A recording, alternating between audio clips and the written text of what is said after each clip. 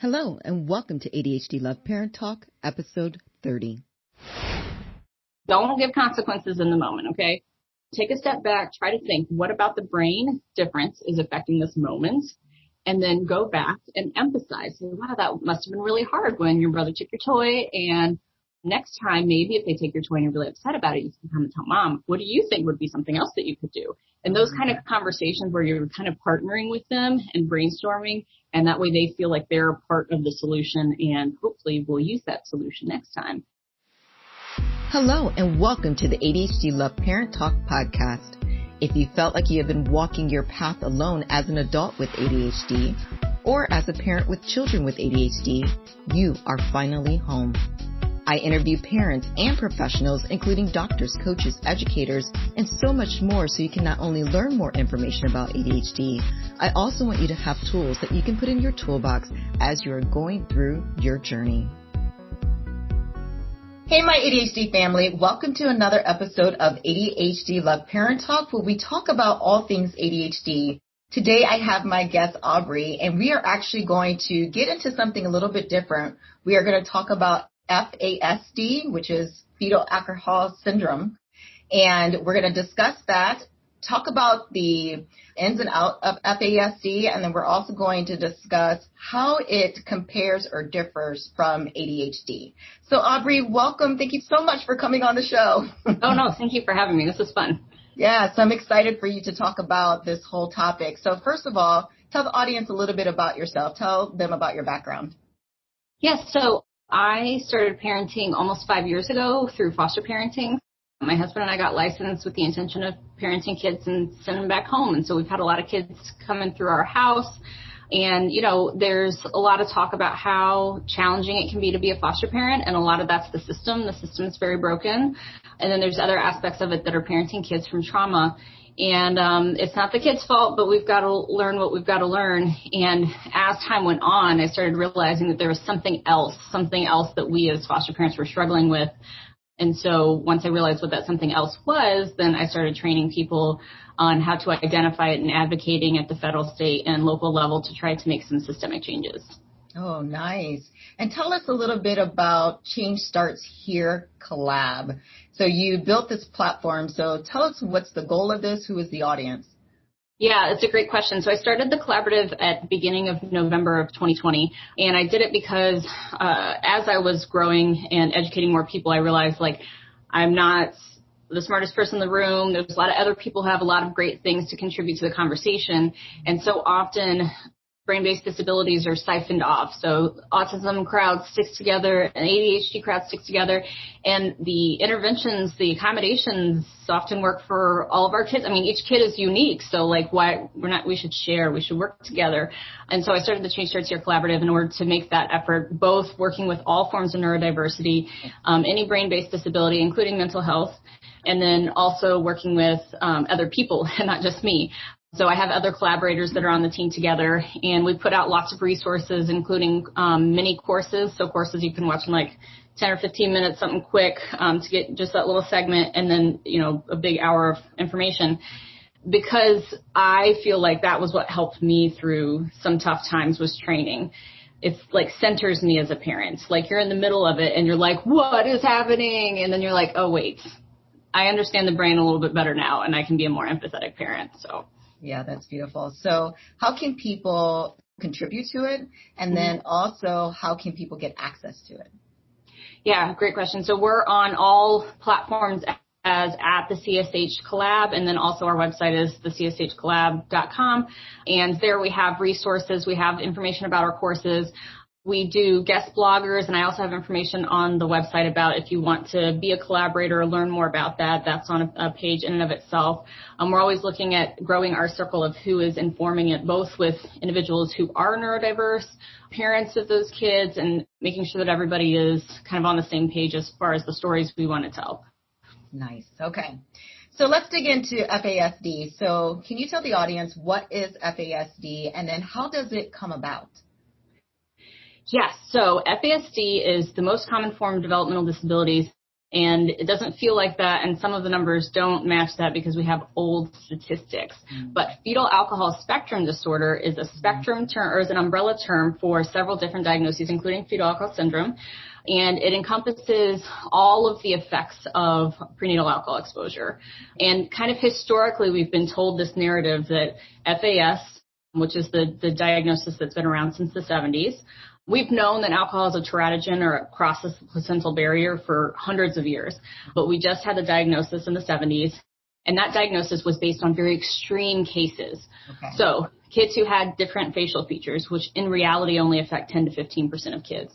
Kids who have very low IQs, which 70% of individuals have IQs over 70, and the IQ range is 20 to 120, and my IQ is not 120. So kids who were very small, and that's definitely not always the case as well. And so in our head, we picture, if a child was prenatally exposed to alcohol, it was a lot, and it made a huge difference. And what we're finding scientifically is that it can be very early in pregnancy. It doesn't have to be a ton. It can be social drinking before a woman even knows she's pregnant. And then that can have lifelong effects. And so in my realm, working as a foster parent, I'm often differentiating between the effects of drugs and alcohol. And alcohol is by far more dangerous to a fetus than drugs, which is not the narrative we're being told, right? But alcohol's effects are permanent, although, of course, we do interventions and accommodations and therapies and all that stuff. Whereas the effects of drugs, oftentimes we're seeing kids who are aging out of their delays. And so by age like 4, they're caught up with their peers. There are some kids who persist, and we suspect that a lot of that is due to alcohol. So trying to break down some of the myths, it doesn't, require a lot of alcohol. These kids don't necessarily look different. They don't talk differently. Like you wouldn't meet them and be like, something going on here, right? Yeah. They're sweet and kind and empathetic and awesome, but also they need extra support. So it's a little bit hard to pinpoint. So how does a parent know when to stay away from it? Because sometimes you don't find out about pregnancy until it's too late. So how do you avoid something like this? It's an excellent question, and one of the reasons why I'm super against using the term this is 100% preventable disability, because it's not. Until we have figured out a way for like a woman to get like an alert on her forehead the second that something happens, like it's just totally impossible at this point. So our birth control is not effective enough. Our, pregnancy tests are not effective enough. And so a few years back, the CDC put out that any woman of childbearing age should not drink. And it was not a popular statement that they made, right. I tell you. But that was the reason. The reason was because the science is coming out on FASD. So I am a huge believer that we should not have any shame or stigma. I think there are 3 reasons why a pregnancy might be alcohol exposed, and none of them are because the woman is trying to harm her child. 1, she didn't know she was pregnant, because you don't know until 4 to 6 weeks, and 50% of pregnancies are unplanned. 2, her doctor told her it was safe, because many doctors still say that it is safe and healthy. And then 3, because she had an alcohol use disorder, and you can't just say stop drinking now that you're pregnant, just stop. Like you have to give people tools and support. And so I don't believe any woman drinks with the intention of harming her child. And I don't care how the FASD happened. I want to support the kid now that they're here. So that's my big focus. Got it. Makes sense. And so what are some similarities and differences between FASD and ADHD? So I was doing a little research before this, and I was reading some studies, and a lot of the studies are saying about 50% of kids with FASD have a comorbid diagnosis of ADHD. And I am surprised it's honestly that low, because I've never met a kid that didn't have both. But when I was meeting with some doctors a while back to discuss, like, we're not diagnosing FASD, there's nowhere to get diagnosed in my area. I live in Cincinnati. And she said, realistically, diagnoses are usually a cluster of symptoms. So when we see kids who are hyperactive, have a hard time focusing, a lot of the executive functioning deficits, we say, that's ADHD, because that is what ADHD is, right? But the causal factor of FASD is different. And so when I was reading the studies, it was talking about some of the different ways that it presents itself, in that one study found that kids who have ADHD, when they were they had a task that they were giving all the kids. And the kids who had ADHD had a hard time getting focused on the task. But once they were there, they were relatively there. Kids who had FASD, okay, I got the task, that's fine. But every few seconds, we're off on something else. And so that was their differentiation. There are a few other executive functioning symptoms that are a little bit different, like encoding can be a little bit different. But all in all, I would say to the average parent, it's going to be real hard to tell. One of the differences that I don't necessarily see as present in either ADHD or autism is the memory differences. Mm-hmm. So with FASD, not always. Every kid's different, right? So any symptom I talk about could or could not be present with any given child. But with FASD, kids often have a hard time moving information from their long-term memory to their short-term memory and then back again, which is your working memory. That part has a really hard time. So like, yes, I learned that. And we've talked about it every day of second grade. But now you're asking me right now, I can't get that information for you. I don't know where it is. It's somewhere, but I can't get it for you right now. So that can be very difficult. And a lot of times parents will tell their kids, you know, go do this, this, and this, and they can't remember any of the steps. And so parents are very frustrated. So the memory piece is a little bit different in how it presents itself in FASD versus ADHD. Okay. And so as a foster mom, you have had children with FASD. What tips can you give parents who suspect their child have FASD, and or just what is that first step? Yeah, no, that so I think that in foster care specifically, the assumption should be that that is what we're working with. And I say that because it's much easier to be empathetic for a kid that we are assuming has a brain-based disability than it is for a kid that we are assuming has a behavior issue. Dr. Ross Green says that kids would do well if they can.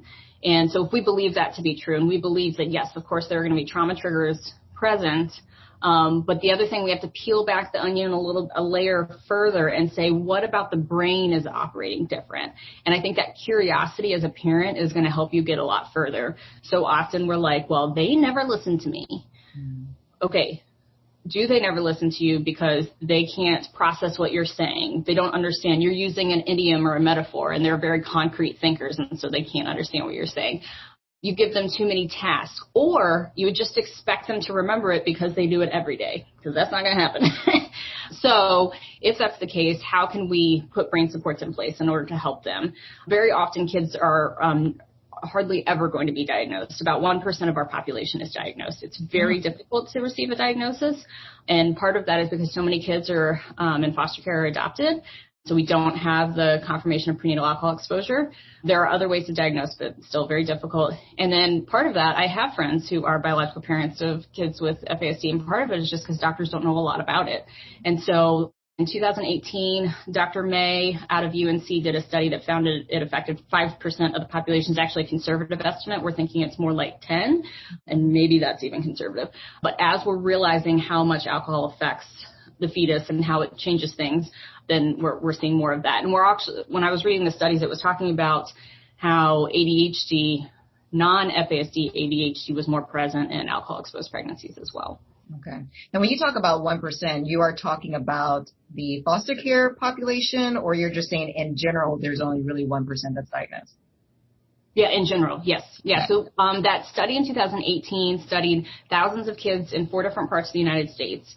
And they just took first graders. It wasn't like, I'm going to go look for like the bad kids and pull them, right? It was just whoever's in this grade that we can get permission to do this study. And of the kids that screened positive for FASD, only 1% of them were previously diagnosed. Okay. All right. That makes sense.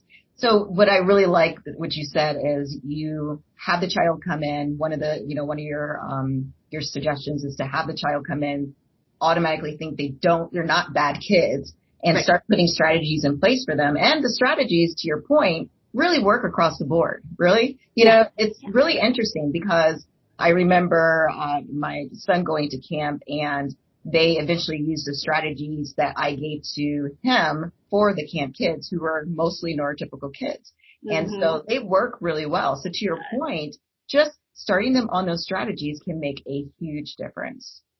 Yeah, and I kind of call it like a IEP for home, because you're making all these accommodations. And so often we're like, okay, school, you need to give them extra time on their test, and you need to make sure they have preferential seating and all these things. But we don't do the same thing at home. We're just like, listen, you need to get it together. So for us to be able to recognize that at home and how we can change our interactions with our kids to kind of be more empathetic, super helpful. Yeah, I love that. So just tell us, what are some everyday strategies do you recommend that the parents can put in place for their child? You had just mentioned a couple, but what are some everyday strategies? Yeah, so in general, you're approaching every day like it's a new day, because very often for our kids it is, and trying to be as empathetic as you can be, which is difficult. I'm not saying this is easy. I was just listening to a podcast on FASD that was saying even the people who know the most still struggle with this. And I was like, yep. So it's very difficult to be empathetic. But some of my strategies are to modify the environment. If your kid is constantly getting into stuff and you're like, stop touching my whatever, then lock it up. Like I told my kid this the other day. I said, if you walk past and every time you walk past my chocolate bar, you licked it, it'd be on me to put it away. I can't be like, oh, for a while, right? You know? So modifying the environment, and sometimes that involves baby monitors or cameras or something where we can help keep an eye on kids who are maybe able to be in a different room, but we still need to kind of be able to be like, okay, it's time to calm down now because we're getting really excited. Those sorts of things. And then also modifying our expectations is huge. So making sure that we are coming at a child knowing that their brain is different and trying to be curious about that. And then also modifying how we approach the child and how we're parenting. So modeling works really well. Mirroring works really well. Warning a kid ahead of time what an expectation is. So not assuming, oh, they've been to the pool a million times, they know they're not supposed to run. No, tell them again. Those kinds of things are really beneficial for our kids. Yeah, and it's really interesting to listen to you because, again, it's very similar to what we do with our kids who have ADHD. But the other thing I want to add in there is, which I say quite a bit, is you got to be okay to be flexible, and you have to be okay to do things differently than your friends or than your parents did, right? Because I never thought that I would actually change my way of doing things. I thought I would, discipline my kids the same exact way. I would teach them in the same exact way. I would have the household in the same exact manner as my parents. And I do probably absolutely nothing the same. Which is okay because it works for them and they're turning out to be beautiful human beings. But it took me a while to be okay with that. And so, and that's what I tell parents. You have to be okay that you're not doing the same thing as your best friend is doing. So. Yeah, I hear a lot of that social pressure. Somebody asked me the other day, did I have a friend to help me with something? I'm like, I don't know any friends that don't have kids with disabilities, but so no, we're all struggling together. But I had lost some friends when I started foster parenting because they were like, what do you mean your kid can't handle this certain environment or you have to leave early or whatever? And they just weren't understanding. But it's more important that we are helping our kids feel successful. One thing that popped in my head I want to make sure that we talk about is medication. So that's the other part of that study that I was reading earlier is medication. Obviously, when we see a kid that's hyperactive and impulsive and having a hard time focusing, we're like, okay, this is a lot. We need to help medicate you. And medication is not the first step. We want to try to do accommodations, but it's not the no step. Like, I'm not like, let's never do that. So we've got to balance it out. And my big judgment call is if the kid, like if I can see in their face that they feel out of control and they feel like I wish I could do better, like maybe we need medication to help like calm that down a little bit.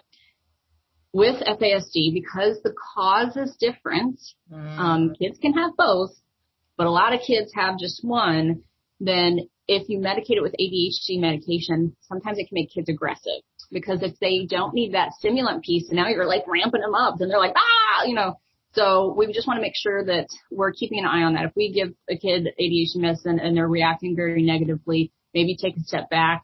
Sometimes there is an FASD medication algorithm. I'm not a doctor. Please do not take me as medical advice, but sometimes mood stabilizers can be a little bit more helpful. But the medication algorithm is super awesome because it gives you like, if you have these symptoms, these are some medicines to try in regards to FASD. So that can be super helpful. Oh, nice. Thanks for bringing that up. Okay, so what advice would you give them if their children are diagnosed with both FASD and ADHD? Like, how do they handle that? So you had mentioned the medication piece and really watching that because, like you said, they could possibly become aggressive due to the ADHD piece. But what else could you recommend for them? I think that ADHD is a good comorbid diagnosis for any kid with FASD because people know what ADHD is in some regard. And like, I'm starting from scratch when I talk to a professional about FASD. So ADHD can help with the empathy, working with other people. But I know, like, the cause of this is different, and I know the science that's going on in the brain is different. And so I advocate for medication differently accordingly. But many of the accommodations do work similarly, right? So if you have a kid that has both, the big difference I find with FASD is the memory piece. And so recognizing that the memory is not going to be the same. Things like confabulation, which is when anyone does this, any adult even does. If you witness a crime and somebody says what happened in that crime, you're going to give them every detail. But your brain does not remember every detail, but your brain wants to remember every detail. And it says these things. So with kids who have memory challenges, they get asked, did you put your backpack on the hook? And they say yes, because they remember doing that like sometime in the past. And they're not lying, but their brain is just kind of tricking them. And so then you question that, and they're very defensive because to them it's the truth. And so having like awareness of that and empathy and not pushing that too hard can be super helpful with FASD. But regardless, your kid's going to move all the time, and you got to be okay with that. Yeah. Yeah, I like that. And then, so just to close things up, first of all, is there anything that we haven't covered that you want to just share with the parents? I mean, anything that they should watch out for, or any other strategies that they can put in place? Any other advice? Yeah, so a lot of times as neurodiverse individuals, we will see our kids struggle a lot, and they may even escalate. And we'll hear schools say stuff like behaviors, and I don't like to say behaviors, I like to say symptoms. And I like to point out that sometimes those symptoms are because we, as the adults in the child's life, are not doing a good job accommodating the child. Like, it's not on them, it's on us, that we have to, like, change the environment better to match what they need. But if we do have an escalation, we know that we're not reasoning in the moment, right, when the kid's really upset. We're not giving consequences in the moment. If you've ever been and said, go to your room, young lady, you're grounded. If that ever happened, tell me, please, did you think, oh my gosh, I did a bad thing. I need to have consequences for that. No, you were like, screw them. So don't give consequences in the moment, okay? Take a step back, try to think, what about the brain difference is affecting this moment? And then go back and emphasize. Say, wow, that must have been really hard when your brother took your toy. And next time, maybe if they take your toy and you're really upset about it, you can come and tell mom, what do you think would be something else that you could do? And those kind of conversations where you're kind of partnering with them and brainstorming, and that way they feel like they're a part of the solution, and hopefully we'll use that solution next time. And then we also do, at my house, we do an apology script. So our apologies are scripted out on how they're formatted, because apologizing is actually a developmental milestone. So if we assume our kids know how to apologize, a lot of times I hear kids aren't empathetic. And a lot of times it's a lack of social skills. So can we show them this is the things you should say? And then eventually they're like, oh, I get it. And now you have spontaneous apologies that are effective, right? So teaching them those skills. Oh, that is awesome. I've never heard of an apology script. So that's really good. Yeah. Cool. So, yeah. So if there is any, are there any resources, YouTube channels, books, or podcasts that you listen to that you can recommend for FASD? Yes, FASD is very lucky. We do have two amazing podcasts. We have one done by my friend Natalie, that's FASD Hope. And then we have another one called the FASD Success Show by my friend Jeff Noble. And it's a great way to get like super meaty information that's also like, you know, it's free and you just listen to it while you're driving. If you drive, I don't drive very often anymore. Also, the hallmark book in our community is a book called Trying Differently Rather Than Harder, which is a book that does not look like super beautiful on the outside, but is super meaty on the inside. So big fan of that. The only thing is I would keep it out away from your kids, because there is a picture of two brains. I'm not a big fan of the brain pictures because it makes it look like it's just not positive. And it's also not super true. The brain physically doesn't look different. You can't get FASD diagnosed through genetic testing, blood work, or an MRI. So that's our book that's really good. And then on my YouTube channel, I'm working on building up the collaborative. So the Change Director Collaborative has its own YouTube channel. And then on mine, I have quite a bit on FASD specifically, where I've saved other people's videos. I have my own videos that I've made.